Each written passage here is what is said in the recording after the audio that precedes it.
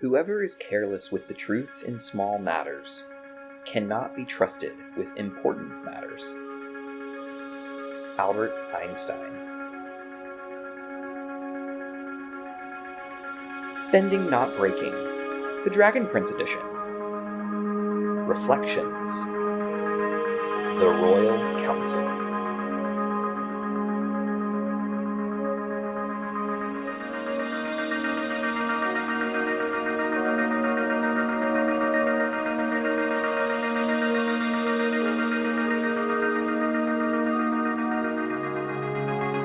Welcome back to another episode of Bending Not Breaking. This is another mini episode where we are focusing in on the reflections that have been published recently for the Dragon Prince leading up to season 4. And here they come. We have the next one on our list, which is the Royal Council.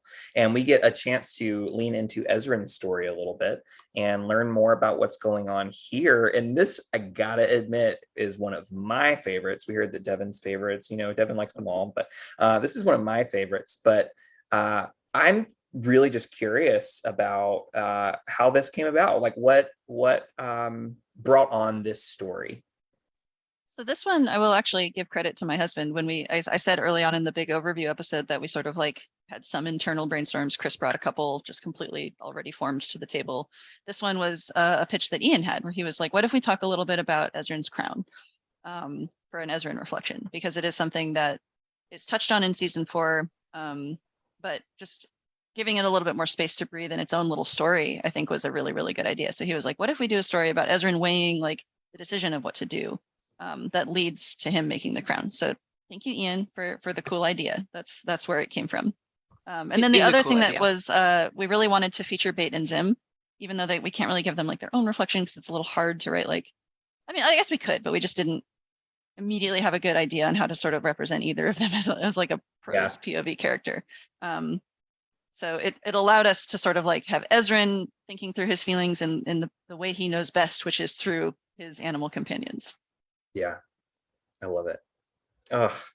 So one of the key things, integral pieces of Ezran's growth and development over the course of the series, and of course noting in this short story, is the appreciation and perhaps weakness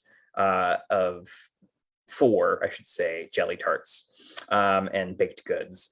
And so I'm curious, I want to lean into this really quickly around, like, if you had to heist a baked good and you were going to heist it for your small council, what baked good are you going to heist? I'm stealing the donuts. Is I'm there taking the donuts. Are you like a baked donut or a yeast-filled donut or glaze? What's your donut? Simple glazed is actually really good. I don't really like the ones with sprinkles, but I'll take them. The ones that I'm going to leave, in fact, I would take these and plant them on my worst enemy as evidence, are the filled donuts. I can't stand them. I don't like them. No, I don't like them being something inside that's squishy. I can't do it. Can't do it. I'll steal everything else, but well, you can give all of them to me. I don't need to be the enemy here. I can just accept them willingly. Well, it depends on if somebody's noticed my crime, and was chasing me, then I'd be like, yoink. Got it. All right, so we're heisting donuts, and then Devon, what are you heisting? It's not easy to heist because it's not like a baked good in the same way, but can I say sticky toffee pudding again? I'm obsessed with this stuff. Sure.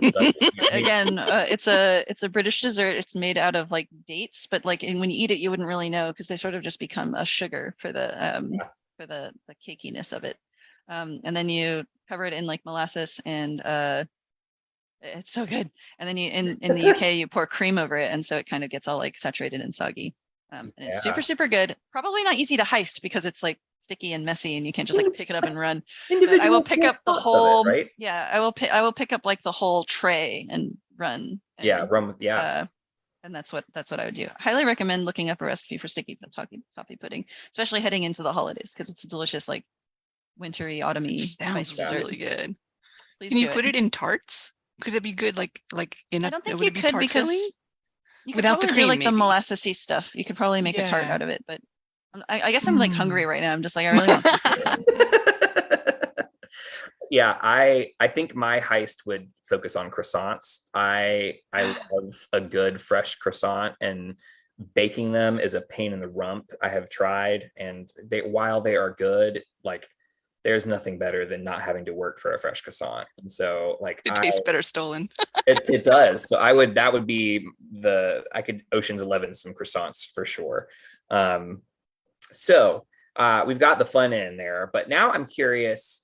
The theme for this episode for me that I read into it was this idea of integrity, and this not only this is my value. So it's not just professing something, it's practicing it.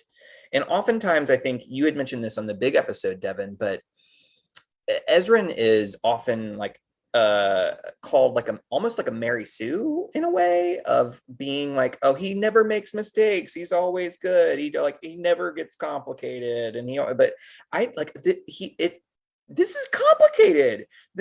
He is constantly having to make really tough choices, and this idea of living into your professed values by choosing and critically thinking about what you've inherited, even going back to our last episode on inheritance, right? Thinking about inheritance, and Ezrin has inherited something that is symbolic of a certain way of leadership. And he has said, this is not the symbol that I want to walk into my new role with. I don't have to be this type of leader. And I think that there's some resentment towards Ezrin because it almost seems as though I wonder if that makes it difficult for people to connect with him, because he always, it seems to choose rightly so often.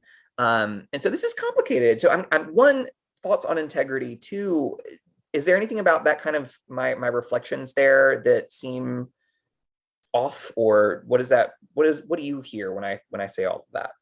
Oh boy, you're hitting on like a lot of very core things to the Dragon Prince that I could speak on this forever, but I'll try to keep it close to the chest. Ezrin is probably the closest you can get to the character that represents what I think of as one of the core themes of the Dragon Prince, which is what your lived values, and sort of the idea that you can believe all of these things about yourself, and you can want to put those sort of ideals and those visions into the world, but doing so is complicated and hard. And at some point in everyone's life, they come to a place where they will stumble in those things, that it is impossible. Maybe this is too cynical of me, but it is very, very difficult to live your whole life and constantly uphold every like to the pure and sparkling ideal that you think you're capable of in your heart. And I think like for young people, this is particularly important, because like people at Ezrin's age in real life look into the world and they set affirmations like, I am going to grow up and be a good person. I am going to bring goodness and kindness and care into the world in a way that, I just see adults failing at. And, the Dragon Prince really hits on, I think, this, where the adults probably had those same ideas in their hearts when they were young too. But Ezrin's journey will involve, can he really manifest those things? And I think as a whole, the show sets out to interrogate him a little. Can you, youngest character with the most sort of sparkly, sparkly, almost naive ideals, will the world allow you to keep these? And, how will they change for you when you receive inevitable sort of challenges and pushback on the things that you want to be? So I think the reactions to this piece in particular were very interesting to me, because I did see some of that, Ezrin's never wrong. Ezrin's just a perfect boy. Ezrin's the perfect monarch, and the Dragonfit's writing team loves the monarchy. And I was just like, what the hell?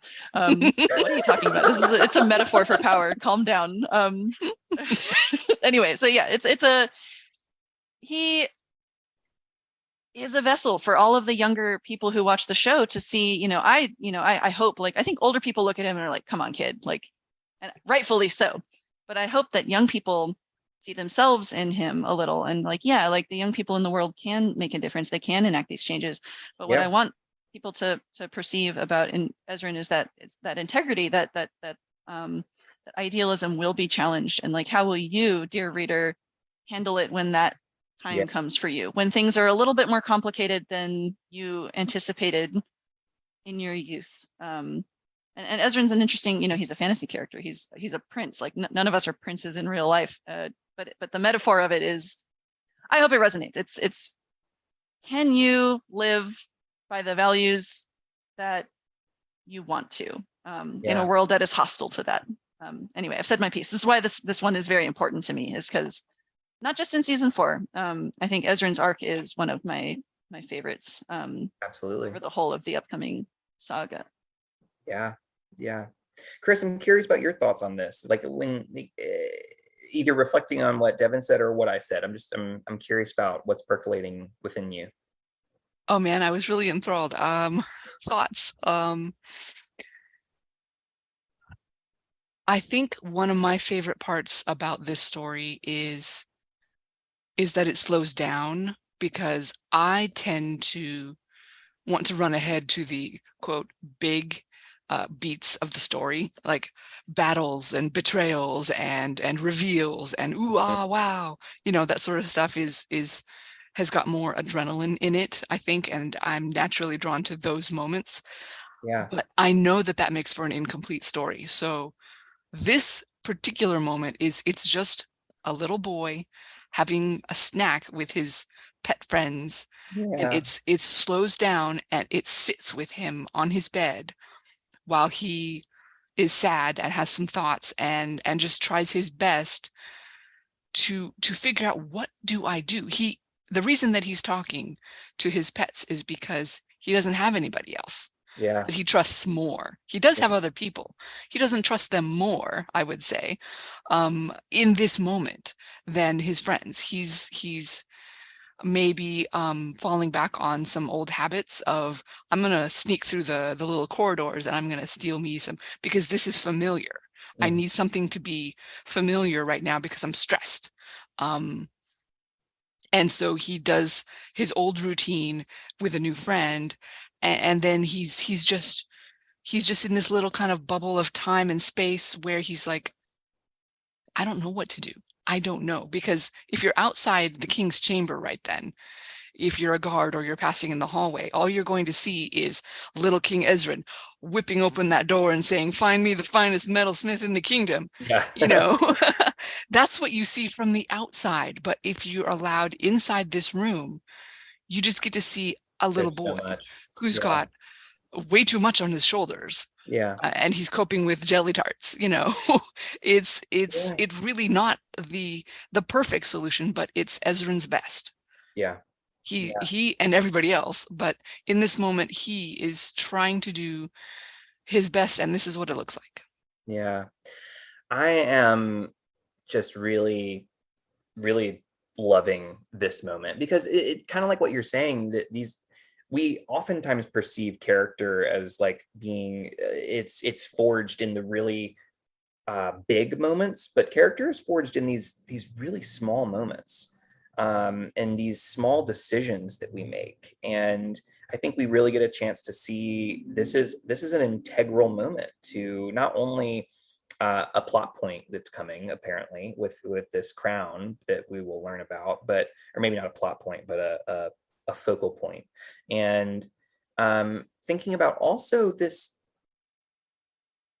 moment is integral to who Ezran is, right? And it's really indicative of who we are. And I think we can learn about each other, not just in the big moments, but in these small moments and in our daily gestures and our daily acts.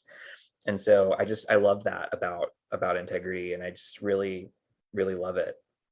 It's so hard. It is hard to live with integrity, and it requires a lot of internal perspective taking, right? It requires looking in, and we see Ezran doing that. And I think Ezran, despite his age, or perhaps even more so because of it, gives us something to say, hey, if this is so ideal, why don't I do it more? How do I live into what Ezran is teaching me? And that's something that I like. I don't think it requires that even of a child. I'm sitting here going like, how do I be more like Ezran, right? What can I do to live into this kind of to live into that amount of integrity? That's just a huge thing for me. Ugh. Oh, it's so big. Okay. Now, the silly question. What in your house, what item would you turn into your crown, right? What in your household would you, and you can go the symbolic route and pick a symbolic thing that you would want to transform into your crown, or you can just go like, I need to get rid of this. Like, but like, what in your house would you turn into a crown so that you had a crown worthy to bestow upon your head? Oh, I got two answers, and they're both silly. I have a literal katana. I could turn a sword into a crown out Okay. of actual metal. I could do that, but I like my katana, so I will not do that. Also, I have a stupid amount of pens lying around my house, just ink pens of all colors. And they say the pen is mightier than the sword. So what if I go like the Thranduil route? Thranduil's he's got that big old bare wooden crown in the Hobbit movies. If I took pens and I just sort of mushed them and bent them and kind of twisted them into slightly tortured positions and wore a crown Thranduil style that didn't connect in the front, it was high up the back and the sides, made of pens. I love it. I think that's a very what's the word? I think that is reflective of your personality and of your work. So I'd have to have a working pen in there. Somewhere there would be a little one I could pull out I and love write that with, idea though. where you can like pop one out whenever you need one. Exactly, Like, exactly. Like some of Yeah. them, like the empty ones are the twisted weird ones. But if it's a normal looking pen, it means I can write with it. That Yeah. would be important to me. I love that. Devon, what about you? What are you turning into a crown? All right, I'm gonna get weird and like a half-baked metaphor here. I used to, well, I should continue to, but I haven't in a while. I used to make candles out of soy wax. Okay. And I just used to do it with friends. So just over the pandemic, Mm-hmm. I just like didn't make any because I didn't have any friends to make any candles with. But I have all this, like I have bags of like flaked wax. And so and it just kind of sits there right now. And what if I made it into a crown? And then I was getting into this Icarus metaphor of like, oh, it's so fragile, it could melt. And then, a crown that you cannot fly too close to the sun with, as it were. Anyway, this is like, again, like a half complete metaphor I've just been spinning up and I don't really know what it means, but I would make a very fragile Icarus crown out of all my unused candle wax. There you go. I run hot, so that would just melt on my head. So Oh, same. Medically, I have like a slightly higher body temperature. This is why I hate summers, because I'm just already a little bit warm all the time. And so yeah, I would also it would suck. It would be a terrible idea, actually. No, I want to steal it though. I'm going to steal it. That's great. I love that. Late. You've committed to the bit at this point. Sorry. So for me, I would probably do one out of like my instruments. I do music, so I would probably figure out how to turn my instruments into a crown, whether it be from like the strings of the piano within the piano or something like that. I'd figure something out.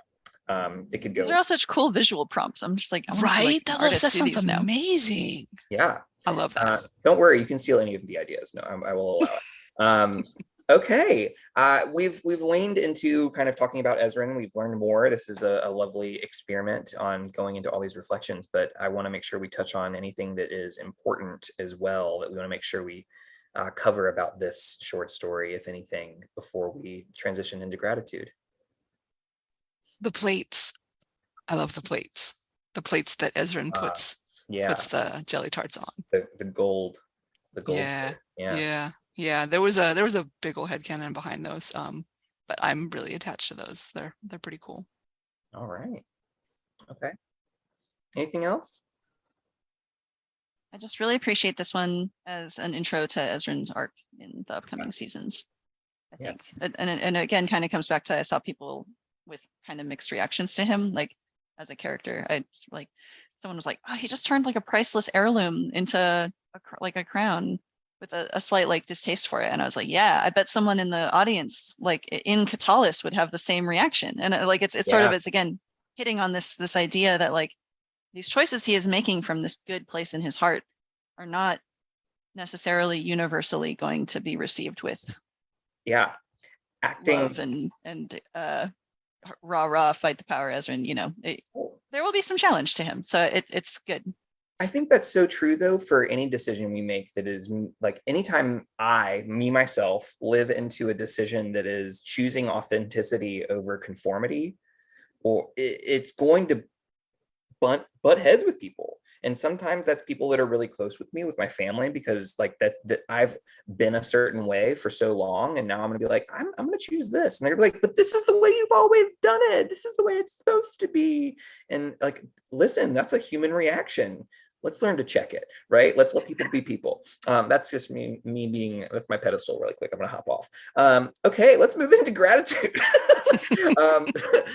So last, on one of our previous episodes, we offered the full range of the elves to choose from. And so I'm going to invite us into the full range of humans in the Dragon Prince universe to be grateful for. So who of all the humans that we know, that we are aware of in seasons 1 through 3 and the reflections, or whatever has been sneaked into season 4 that we've seen, who are you grateful for and why?